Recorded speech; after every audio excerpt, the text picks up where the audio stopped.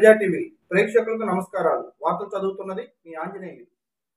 నాగార్జున సాగర్కు కృష్ణమ్మ పోటెత్తింది. ఎగువ రాష్ట్రాల్లో కురుస్తున్న భారీ వర్షాలకు నాగార్జున సాగర్ నిండుకొండలా మారింది. ప్రాజెక్టుకు వరద నీరు ప్రవాహం కొనసాగుతుంది. దీంతో అధికారులు 22 గేట్లను 5 ఫీట్ల మేరకు ఎత్తి అధికారులు నీటిని పులిచింతలకు దిగువకు విడుదల చేశారు. ప్రస్తుతం సాగర్కు 3,995 క్యూసెక్లు వరద వస్తుంది. అంతేకాకుండా మొత్తం కిందికి వెళ్తుంది.